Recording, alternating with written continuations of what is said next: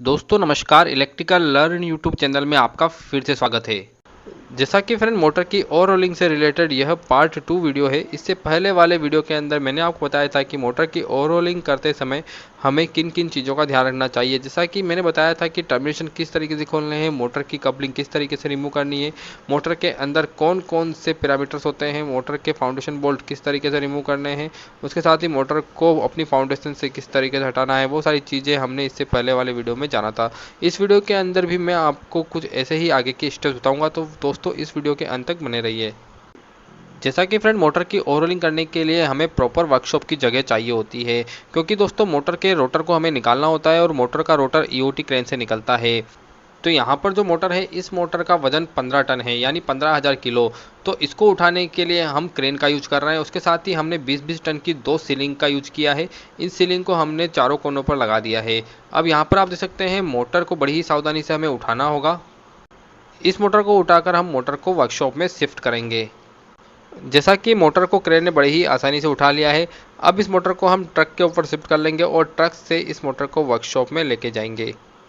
आप देख सकते हैं यहाँ पर बहुत ही क्रिटिकल काम किया जा रहा है। मोटर को उठाने के लिए सीलिंग का यूज़ किया गया है, उसके साथ ही एक बड़े से रस्से का भी यूज किया गया है ताकि मोटर इधर उधर ना घूमे। फाइनली ट्रक पर हमने मोटर को शिफ्ट कर दिया है। आप देख सकते हैं मोटर को हमने ट्रक के पीछे वाले पोर्शन पर रखा है जहाँ पर मोटर के टायर है, यानी मोटर का वजन जो है वो टायर पर ज़्यादा रहे और ट्रक के चेसिस पर कम रहे। मोटर को खोलने से लेकर मोटर को शिफ्ट करने में हमें पूरा 1 दिन का समय लगा है और अभी हम मोटर को वर्कशॉप में लेके आ गए हैं। आप देख सकते हैं हम ईओटी की मदद से मोटर को ट्रक से अनलोड कर रहे हैं। मोटर के ऊपर की तरफ हमने पॉलीथीन बिछाई है। पॉलीथीन हमने इसलिए बिछाई है ताकि कोई भी फॉरेन पार्टिकल मोटर वाइंडिंग में ना चला जाए, जिससे मोटर की वाइंडिंग डैमेज हो सकती है। यहाँ पर आप देख सकते हैं जो कपलिंग है, कपलिंग के अंदर हमने पूरा रेस्टोलिन डाल दिया है। उसके साथ ही यहाँ पर हमने एरो का मार्क भी बना दिया है। एरो का मार्क हमने इसलिए ऊपर लगाया है ताकि हमें पता रहे कि मोटर में कपलिंग की पोजीशन क्या है, क्योंकि हमें कपलिंग को निकालने के लिए चारों तरफ से बराबर प्रेशर डालना होगा। इसी प्रकार जो आगे वाली कपलिंग है, जो बड़ी वाली कपलिंग है, उसके अंदर भी हम डीजल और रस्टोलिन डाल देंगे। उसके साथ ही एरो का मार्क भी कर लेंगे। अभी यहाँ पर जो कपलिंग है, इस कपलिंग को हमें निकालना होगा। इसको निकालने के लिए यहाँ पर 2 होल दिए हुए हैं। इन होल में हमें लंबे लंबे जो बोल्ट हैं उन्हें फंसाना होगा। आप देख सकते हैं यह बोल्ट जो हैं बहुत लंबे हैं, इनके दोनों तरफ थ्रेड है। तो इन बोल्ट को हमने इस तरीके से फंसा लिया है और इसके बीच का अब हम गैप भी देख लेंगे। गैप हम इसलिए देख रहे हैं क्योंकि हमें इसके बीच में एक और सपोर्ट देना है ताकि हम इन बोल्ट को टाइट करें और हमारी कपलिंग बाहर आ जाए। इस तरह की कपलिंग को निकालना कोई आसान काम नहीं है। इस तरह की कपलिंग को निकालने के लिए बहुत ही मेहनत और बहुत ही स्किल्ड मैन पावर की ज़रूरत पड़ती है। इसीलिए इस कपलिंग को निकालने के लिए सारे पैरामीटर हमें ध्यान रखने पड़ते हैं। उसके साथ ही सारी कैलकुलेशन हमें करनी होती है। तो यहाँ पर आप देख सकते हैं जो बोल्ट है उनकी भी लेंथ देखी जा रही है, उनका भी मेजरमेंट किया जा रहा है। ये दोनों बोल्ट समान लेंथ के होने चाहिए, इनकी थ्रेड भी समान होनी चाहिए। कपलिंग को निकालने के तरीके बहुत सारे हो सकते हैं। यह तरीका फिटर के अकॉर्डिंग चेंज हो सकता है। आप किस तरीके से कपलिंग निकालते हैं मुझे कमेंट सेक्शन में ज़रूर बताएं। अभी यहाँ पर आप देख सकते हैं बोल्ट के पीछे हमें किसी सपोर्ट को लगाना है ताकि हमारा हाइड्रोलिक पुलर इसके बीच में लग सके। तो यहाँ पर हमने एक चैनल को इसके पीछे की तरफ लगा दिया है। अब इसके बीच में हमने 100 टन का हाइड्रोलिक पुलर लगाया है। अब इस हाइड्रोलिक पुलर को हम पुश करके देखते हैं कि हमारा जो कपलिंग है वो निकलता है कि नहीं निकलता है। जैसा कि फ्रेंड यहाँ पर आप देख रहे हैं यह पूरा एक जुगाड़ तरीका लगाया गया है इस कपलिंग को निकालने के लिए। अभी यहाँ पर आप देख सकते हैं हाइड्रोलिक पुलर से कंटिन्यू लोड दिया जा रहा है। यहाँ पर हमने लगभग 20 टन का लोड इससे दे दिया है। 100 टन का यह पुलर है और हमने 20 टन का लोड अभी तक दे दिया है। बीच बीच में हम स्केल से मेजर करते रहेंगे कि हमारी जो कपलिंग है वो बाहर आ रही है कि नहीं आ रही है। यदि कपलिंग बाहर नहीं आएगी तो हमें दूसरा तरीका लगाना होगा इस कपलिंग को बाहर निकालने के लिए। अभी आप देख सकते हैं हमने 20 टन का लोड प्रोवाइड कर दिया है, यानी 20,000 केजी लोड दे दिया है, लेकिन कपलिंग बाहर नहीं आ रही है। अभी हम इस हाइड्रोलिक पुलर को रिलीज कर देते हैं और रिलीज करने के बाद वापस से प्रेशर देंगे। अभी हमने 20 टन का लोड वापस से अप्लाई किया है, लेकिन हमारी कपलिंग एक बाल बराबर भी बाहर नहीं आई है। यहाँ पर अब हम दूसरा तरीका लगाएंगे और कपलिंग को गर्म करेंगे। यहाँ पर आप देख सकते हैं हमने एक कटिंग सेट लिया है। इस कटिंग सेट से इस कपलिंग को गर्म करेंगे। गर्म करने से दोस्तों कपलिंग थोड़ी सी फैल जाएगी और शाफ्ट को छोड़ देगी। जैसा कि यह जो मोटर है यह 15 साल पुरानी मोटर है और पहली बार ओवरलोडिंग हो रही है। और यदि कपलिंग इतने दिन तक मोटर के शाफ्ट पर लगी रहेगी तो वो मोटर के शाफ्ट के साथ चिपक जाएगी और उसको निकालने के लिए बहुत ज़्यादा तरीके लगाने होंगे, बहुत ज़्यादा जुगाड़ करने होंगे। तो यहाँ पर आप देख सकते हैं हम कटिंग सेट का यूज कर रहे हैं। इस कटिंग सेट से हम इस कपलिंग को गर्म कर लेंगे। इस कपलिंग को अच्छी तरीके से गर्म करेंगे। लगभग हमें 2 से 3 घंटे तक कंटिन्यू इस कटिंग सेट को चलाए रखना होगा और इस कपलिंग को गर्म करना होगा। जैसा कि फ्रेंड अभी हम एक ही कटिंग सेट इसमें अप्लाई कर रहे हैं। यदि हमारे पास 2 कटिंग सेट होते तो बहुत ज़्यादा हमारे लिए फ़ायदा होता, लेकिन अभी हम एक कटिंग सेट है तो एक कटिंग सेट से ही अप्लाई करके इस कपलिंग को बाहर निकालने का ट्राई करेंगे।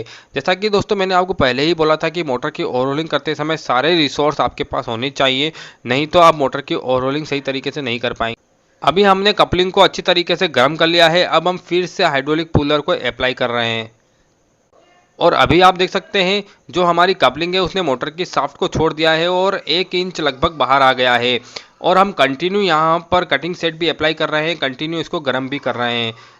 जैसा कि फ्रेंड इस कपलिंग को निकालते वक्त हमें कंटिन्यू गर्म करते रहना होगा, क्योंकि यदि इस कपलिंग को निकालते वक्त हमें ज़रा सा भी ज़्यादा समय लगा तो उस कंडीशन के अंदर यह कपलिंग ठंडी हो सकती है और ठंडी होने के कारण यह शाफ्ट पर अच्छी तरीके से चिपक जाएगी।